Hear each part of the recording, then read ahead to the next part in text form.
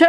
કડીની પણ પેટા ચૂંટણીની તારીખ હજુ ક્યાંય જાહેર નથી થઈ, ત્યાં જ હવે જે શંકરસિંહ વાઘેલા છે તે આ જગ્યા ઉપર એક્ટિવ જોવા મળી રહ્યા છે અને તેમણે પોતાના કાર્યાલયનું ઉદ્ઘાટન પણ હવે કડીની અંદર કરી દીધું છે। એટલે ક્યાંક અહીંયા એ સાબિત થાય છે કે આ બેઠક જીતવા માટે આ વખતે અહીંયા ત્રિપાંખીયો જંગ નહીં પરંતુ આ વખતે ચાર પાંખીયો જંગ પણ જોવા મળવાનો છે, કારણ કે બાપુએ કાર્યાલયનું ઉદ્ઘાટન કરી નાખ્યું છે અને કહી દીધું છે કે આ બેઠક હવે આપણે જીતવાની છે ને જીતવા માટે તનતોડ મહેનત પણ કરવાની છે।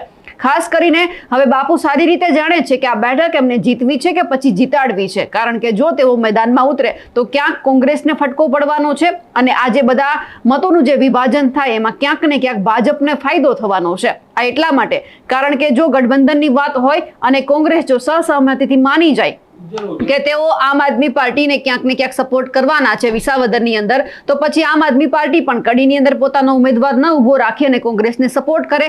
પણ જો કોંગ્રેસે વિસાવદરની અંદર પોતાનો ઉમેદવાર ઉભો રાખ્યો તો સાબિત એ થવાનું છે કે આમ આદમી પાર્ટી પણ પોતાનો જે ઉમેદવાર છે તે કડીની પેટા ચૂંટણીમાં ઉભો રાખશે। એટલે ભાજપ, કોંગ્રેસ, આમ આદમી પાર્ટી અને ખાસ કરીને હજુ સુધી જે તારીખ જાહેર નથી થઈ આ ત્રણ કે એક્ટિવ નથી દેખાતા, પણ હવે પ્રજાશક્તિ ડેમોક્રેટિક પાર્ટી છે તે અહીંયા એક્ટિવ જોવા મળી રહી છે। પણ હવે બાપુ પણ સારી રીતે જાણે છે કે જો તેઓ આવું કરશે તો ક્યાંક ભાજપને ફાયદો થવાનો છે, કોંગ્રેસને નુકસાન થવાનું છે। એટલે કોંગ્રેસે પણ અહીંયા હવે સહસહમતિ દાખવી સૌથી પહેલા તો વિસાવદરની અંદર ટેકો જાહેર કરવો પડશે।